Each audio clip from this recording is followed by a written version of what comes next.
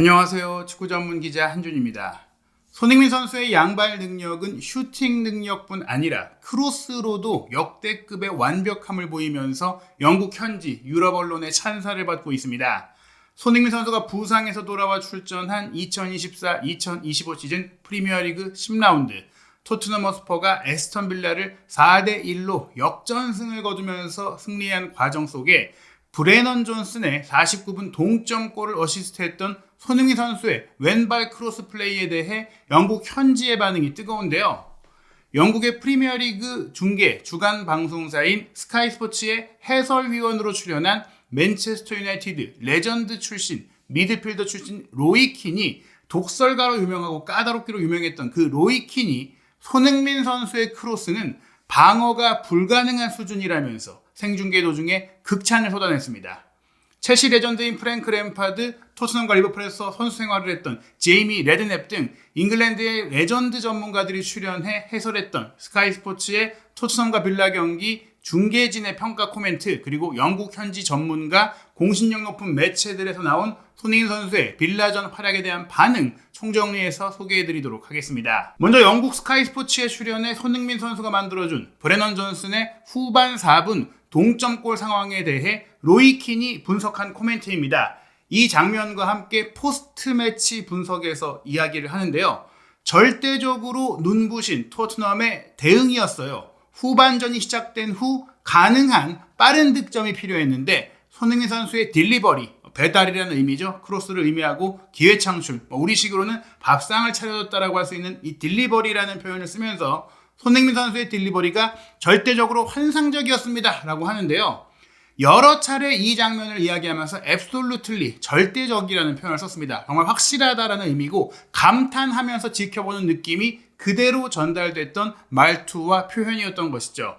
특히 토트넘이 전반전에 지지부진한 경기를 하면서 선제골도 내줬고 또 끌려가면서 지난 9라운드 경기에서 크리스탈 팰리스에 0대1로 패배했던 경기가 떠올랐고, 그런 또 어려움이 소환됐던 상황 속에서 후반 시작과 함께 손흥민 선수가 보여줬던 이 스파크와 불꽃, 이 왼발 크로스가 결국 토트넘의 반등과 역전승의 발판이 되었다라면서 손흥민 선수의 이 크로스 패스, 이 딜리버리 absolutely fantastic이라고 로이 킨이 이야기를 하게 됩니다. 또한 손흥민 선수의 왼발 크로스 패스를 통한 어시스트에 대해서 영국의 스카이 스포츠 중계방송은 여러 각도로 다양한 모습의 리플레이를 보여줬는데요. 이 포스트 매치 분석에서는 느린 장면으로 보여준 바로 이 앵글을 통해서 맷 캐시를 벗겨내고 에스턴 빌라의 센터백과 골키퍼 사이를 찔렀던 이 손흥민 선수의 크로스 궤적이 얼마나 예리한지 또 얼마나 날카로운지를 정말 차분하게 보여주면서 해설을 합니다.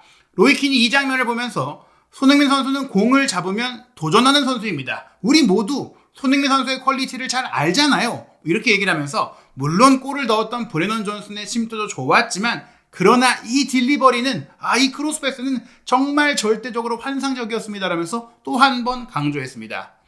로이 킨은 이 장면뿐 아니라 공을 잡고 운반하고 헛다리 짚게 하고 수비의 틈 사이를 포착하는 그 손흥민 선수의 축구 지능과 기술까지 언급하면서 손흥민 선수가 공을 잡으면 기대되는 선수이자 해결책을 찾는 선수라고 이야기한 것인데요. 비록 득점자 명단에 이름을 올린 선수가 브레넌 존슨이었지만 이 득점의 주인공이 손흥민 선수라는 점, 이 득점의 지분이 가장 큰 선수가 손흥민 선수라는 점을 absolutely fantastic이라는 표현을 여러 번 쓰면서 강조한 것입니다. 손흥민 선수가 이 장면에서 마치 본래 왼발잡이 선수인 것처럼 자연스럽게, 강하게, 정확하게, 부드럽게 연결했던 이 크로스 패스 장면을 보면서 로이 킨이 했던 또 하나의 중요한 표현이 본인이 수비적인 역할을 했던 또 입장에서 알더라도 막을 수 없는, 지켜보고 근거리에 있다라고 해도 커버할 수 없는 가불기 크로스라는 설명을 하게 되는데요. 바로 이런 코멘트입니다. 손흥민 선수의 발에서 공이 떠났을 때 almost, 거의 막는 것이 impossible, 불가능한 상황이었습니다. 브릴리언트 골, 눈부신 골이었고 또 이 골을 통해서 토트넘이 다시 살아났고 그 이후 계속해서 아름다운 축구를 보여줄 수 있었습니다라고 이야기를 한 건데요. 영국 BBC의 매치 오브 더 데이에서도 분석한 것처럼 손흥민 선수가 에스턴 빌라 수비가 잠시 보였던 균열, 그 짧은 틈 사이에 적재적소의 공략을 통한 크로스 패스, 결코 쉽지 않은 골이었다고 할 수 있어요. 로이킨 역시 이 동점골이 경기 흐름을 바꿨고 4대1까지 토트넘이 완승으로 경기를 뒤집는 데 있어서 가장 큰 영향이 있었다라고 설명을 한 겁니다. 경기장에 설치된 스튜디오에서 프리매치 분석, 하프타임 분석, 포스트매치 분석을 로이킨, 프랭크 램파드 그리고 제이미 레드냅이 진행을 했는데요. 실제 경기 도중에 해설을 맡았던 것은 아스널의 공격수 출신인 레전드 앨런 스미스였습니다. 이 앨런 스미스의 반응 역시 로이킨과 크게 다르지 않았는데요. 손흥민 선수가 캡틴답게, 주장답게 팀이 꼭 필요로 하는 순간 just when they needed 그 순간에 득점을 만들어줬다라면서 해결사이자 실천하는 리더로서의 면모를 보인 것을 칭찬을 했는데요. 또 아름다운 플레이라고 It's beauty라고 찬사를 보냈는데 에스턴 빌라의 박스 안을 공략하는데 박스 안으로 공을 투입하는데 전반전 내내 그렇게 어려웠는데 후반전 시작과 함께 그 미션을 손흥민 선수가 달성했다며 It's all about the ball into the box라는 표현으로 해설을 한 것입니다. 손흥민 선수의 이 크로스 어시스트는 기대 득점 기록상으로도 대단했어요. 브레넌 존슨의 이 득점 장면의 기대 득점은 0.59골로 성공 확률, 득점이 될 확률이 60%가량으로 페널티킥이 보통 70% 정도가 나오니까 굉장히 높은, 페널티킥까지는 아니지만 그 정도로 아주 결정적인 확실한 기회를 만들어준 것이었습니다. 앨런 스미스 역시 스카이 스포츠 중계 도중에 마무리를 꼭 해야만 하는 이 공을 받은 입장에서는 해결을 요구받을 수 있는 정말 좋은 볼, 좋은 딜리버리였다며 만약 못 넣었다면 비판받아야 했을 장면이라고까지 설명을 한 겁니다. 물론 수비수 뒤로 돌아 들어갔던 브레넌 존슨의 움직임이 좋았던 것도 사실이지만 또한 이 움직임이 빛날 수 있도록 그 움직임의 동선에 맞춰서 정확하게 공을 배달해준 손흥민 선수의 미학 It was a beauty from Son이라는 표현이 이어졌습니다. 또한 정밀한 통계 기록을 정리해서 공개하는 마크 스탯의 데이터에 따르면 옵타의 또 유료 데이터, 정밀 데이터가 이 마크 스탯을 통해서 공개되고 있는데 이번 토트넘과 에스턴 빌라의 경기에서 개인적으로 가장 큰 공격 위협 패스를 기록하면서 공격 위협도 1위를 차지한 선수가 손흥민 선수였어요. 2골을 넣은 도미닉 솔랑키가 공식 맨 오브 더 매치라든지 또 통계 매체 선정 맨 오브 더 매치, 언론 선정 맨 오브 더 매치를 다 독식하긴 했지만 그래도 득점 찬스 패서로서 이번 경기 0.42회의 위협을 정말 압도적인 기대 위협을 기록한 것은 손흥민 선수였다고 이 마크 스탯이 그래프를 통해서 표를 통해서 강조하고 조명을 했습니다. 그 외에도 손흥민 선수의 다양한 개인 기록과 또 패스 맵을 소개하면서 패스 시도, 패스 성공률, 전진 패스 비율과 또 공을 운반하면서 전진했던 비율 등 공격 과정에서 손흥민 선수가 정말 높은 기여도를 보였다라는 별도의 인포그래픽까지 소개를 하면서 마크 스탯 기준 이번 경기 가장 주목할 선수, 가장 영향력이 컸던 선수로 평가를 받았습니다. 그야말로 축자랄들만 파악하고 또 지켜보는 데이터 분석 미디어 마크 스탯의 평가가 그랬다는 겁니다. 손흥민 선수가 이날 왼쪽 윙으로 뛰면서 왼발 크로스를 정말 정발 윙어처럼 측면에서 연결하면서 어시스트를 기록하면서 손흥민 선수가 윙어로도 잘한다라는 것들을 보여주긴 했지만 또 이 장면 이후로는 중앙 지역을 넘나들면서 공격 전개를 주도하는 역할을 했는데요. 그러다 보니까 이 득점 이후 조금은 빠르게 손흥민 선수가 교체 아웃된 것에 대해서 본인도 아쉬워했고 지켜보는 많은 팬들과 또 언론도 아쉬워했었잖아요. 물론 포스테코글루 감독이 애초에 55분만 뛰게 할 생각이었다. 이전 웨스트햄전 부상 복귀전 당시에도 60분 정도만 뛰었어야 하는데 잘하는 것 같아서 조금 더 뛰게 했다가 부상이 또 덧났던 면이 있었기 때문에 이번에는 확실하게 어떤 스코어였더라도 어떤 상황이었더라도 55분만 뛰게 할 예정이었다라고 이야기를 한 바가 있는데요. 어찌됐거나 그 교체 직전까지 정말 좋은 플레이를 펼쳤어요. 손흥민 선수가 평균 위치, 교체 아웃되기 전까지의 위치를 보시면 솔랑키가 최전방 중앙에 높은 곳을 차지했고 쿨루셉스키 21번 선수가 오른쪽 하프 스페이스 약간 이제 10번 위치로 쳐우쳐서 오른쪽에 살짝 치우쳐서 10번 위치에서 역할을 했는데 토트넘이 이제 최근에 쿨루셉스키를 가운데로 쓰면서 메디슨과 쿨루셉스키를 두 명의 10번 선수로 배치하면서 꽤 좋은 경기력을 보였던 때가 있었는데 최근에는 메디슨이 좀 부진하고 또 수비 밸런스의 문제가 드러나면서 메디슨의 자리에 사르가 들어오고 사르가 조금 더 밑으로 내려가서 수비를 커버하는 움직임 4-2-3-1에 가까운 형태로 뛰고 있잖아요. 그리고 이렇게 사르가 뛰면서 왼쪽 하프 스페이스 지역의 공격 지역을 왼쪽 측면 공격수인 손흥민 선수가 차지했던 이 웨스트햄과의 경기가 토트넘의 공격이 가장 잘 펼쳐졌던 그런 경기였고 이번 에스턴 빌라와의 후반전 경기도 그런 형태로 또 플레이가 이루어지다 보니까 이게 바로 손흥민 선수를 가장 쓸 수 있는 그런 구조다. 이런 또 확인이 됐습니다. 에스턴 빌라와의 경기 전반전 같은 경우에는 사르가 출전했고 클루세프스키, 벤탄쿠르가 함께 합을 맞췄던 손흥민 선수에게 좋은 구조가 나오긴 했지만 왼쪽 하프 스페이스 자리를 데스티니 우도기가 인버티드 풀백으로 차지하게 되면서 토트넘의 공격도 잘 안 풀렸고 손흥민 선수도 보조자가 됐었잖아요. 하지만 후반전 들어서 우도기가 왼쪽 사이드로 벌려서 윙어처럼 움직이면서 오버래핑을 하고 손흥민 선수가 가운데로 들어오면서 이 10번 자리를 차지하면서 토트넘의 공격이 잘 전개되기 시작했는데요.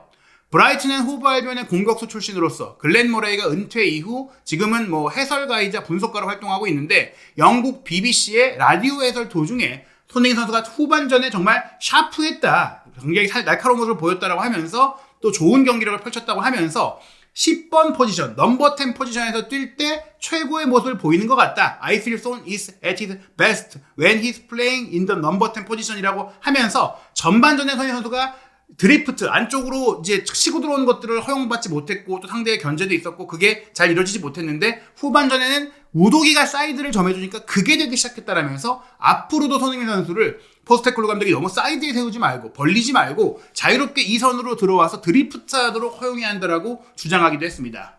그런 주장에 대해서 영국 BBC의 매치 오브 더 데이에 출연했던 또 프리미어리그 레전드 미드필더 출신이죠. 데니 머피도 토트넘의 후반전 공격이 살아난 배경을 분석하면서 우도기의 이 풀백으로서의 역할을 바꾼 전술 조정이 주요했다라고 설명을 한 바가 있는데요. 이 장면은 저희가 또 BBC의 매치 오브 더 데이를 해설해드린 영상에서 이미 언급해드린 바가 있습니다. 장면을 간단하게 요약해드리면 맥긴과 맷캐시가 계속 손흥민 선수를 더블 마크했었고 그때 손흥민 선수가 사이드에서 뒷공간을 공략하지 못한 이유가 우도기가 계속 안으로만 들어가니까 사이드에서 수적 열세에 처하면서 손흥민 선수가 고립이 됐거든요. 그런데 후반전 들어서는 우도기가 사이드, 손흥민 선수의 뒤쪽, 사이드 바깥쪽으로 돌아 들어가면서 맷캐시를 끌고 가고 그 끌고 간 공간을 손흥민 선수가 활용할 수 있게 된 거예요. 그러면서 손흥민 선수의 왼발 크로스 패스도 우도기로 인해 맷캐시가 손흥민 선수와의 거리를 벌릴 수밖에 없게 되고 손흥민 선수가 안으로 치고 들어오면서 슈팅할 수도 있기 때문에 맥긴도 확실하게 달려들지 못하다 보니까 그러니까 어떻게 해야 될지 모르는 상황, 가불기에 걸린 상황, 손흥민 선수의 플레이를 알고도 막을 수가 없다. 왼발 크로스가 올지 오른발로 접고 슈팅을 때릴지 어떤 쪽으로 놓쳐도 실점할 수밖에 없는 상황이 예상되기에 손흥민 선수를 막을 수가 없는 상황이 된 겁니다. 알고도 당할 수밖에 없는 양발 손흥민 선수의 무기가 그만큼 대단한데 그 양발 손흥민 선수의 능력을 살리기 위해서는 전술 구조에 도움이 필요하다. 동료들의 움직임에 도움이 필요하다는 겁니다. 세계적인 스포츠의 팀 디 애슬레틱은 경기 현장 리포트에서 손흥민 선수의 왼발 크로스에 이은 브레넌 존슨의 백포스트 침투, 마무리 슈팅 공격 패턴이 포스테코글루 감독 부임 이전부터 오래전부터 토트넘이 즐겨 쓰던 공격 패턴이었다고 설명을 했는데요. 즉 이 경기 후반전 전술 변화를 통한 성공이 포스테코글루 개인 감독적인 성공일지 아니면은 토트넘의 기존 선수, 특히 손흥민 선수가 예전에 잘 됐던 패턴을 본인이 끌어내서 쓴 것인지에 대해서 교기를 가격등할 수 있는 그런 상황이 될 수 있는 겁니다. 어찌 보면 이 전술 변화를 손흥민 선수가 주도하면서 후반전이 진행됐을 가능성이 있다는 건데요. 존슨의 장점을 잘 살려내는 플레이이면서 더불어서 또 반대편 오른쪽에도 손흥민 선수처럼 해줄 수 있는 윙어, 오도베르가 몸 상태가 괜찮다면 할 수 있겠죠. 그런 윙어의 활약이 있다면 손흥민 선수 역시 존슨이 최근 많은 골을 넣는 것처럼 많은 득점기를 왼쪽 측면 반대편에서 또 편안하게 골을 넣을 수 있는 기회를 맞이할 수 있다. 그렇게 볼 수 있는 거예요.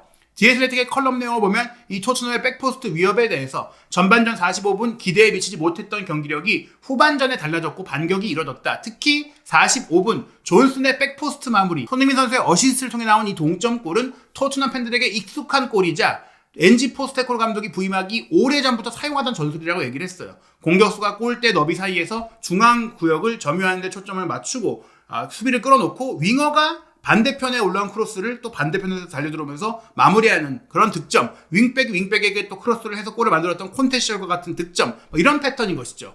브레넌 존슨이 분명 포스테코글루 감독 체제에도 최근 많은 골을 넣고 있는데 이 플레이 패턴은 맨유와의 경기에서도 손흥민 선수가 이전에 왼쪽 측면에서 크로스를 올리면서 또 골을 만들어냈던 그런 상황과 유사했는데 결국엔 손흥민 선수가 이것을 개인적인 기지로, 개인적인 판단으로 만들어내는 게 아닐까. 오른발잡이 오른쪽 윙어인 존슨이 사실 보통은 오른쪽에 있을 때 약발로 이제 오른발이 아닌 왼발로 슈팅을 하는 게 쉽지 않은데 오른발 슈팅으로 바로 떼어넣을 수 있도록 정말 좋은 크로스가 넘어와 졌다라는 것인데 이런 패스를 다른 선수도 해줘야 되지 않을까. 그리고 이런 패턴을 포스테코글루 감독이 조금 더 적극적으로 활용해야 되지 않을까라고 분석이 나온 것이죠. 포스테코글루 감독이 전술적으로 유연해질 필요가 있다는 이야기가 계속 나오고 있는데요. 실제로 맨체스터 시티와의 카라바오컵 16강에서 승리할 때도 포스테코글루 감독의 기존 경기 철학 방식이 아니라 조금은 실리적인 운영, 조금은 역습 중심의 운영을 통해서 토트넘을 이길 수 있었고, 에스턴 빌라와의 경기를 이긴 과정에도 결국 후반전에는 어느 정도 전술적인 타협이 보이는 그런 플레이가 나왔거든요. 맨유의 수비수 출신으로서 매치 오브 더 데이에 출연했던 필 존스 역시 후반전 토트넘의 경기 방식이 조금 더 직선적이었고 다이렉트했고 효율적이었고 공을 뺏고 빠르게 속공, 역습으로 가는 형태로 운영을 하면서 에스턴 빌라가 토트넘을 상대하기 어려웠다라고 분석을 했기 때문에 포스테코글루 감독이 조금은 유연하게 좀 다양한 축구를 할 필요가 있다는 얘기가 정말 맞는 얘기가 아닐까라고 이제 볼 수가 있는 것이죠.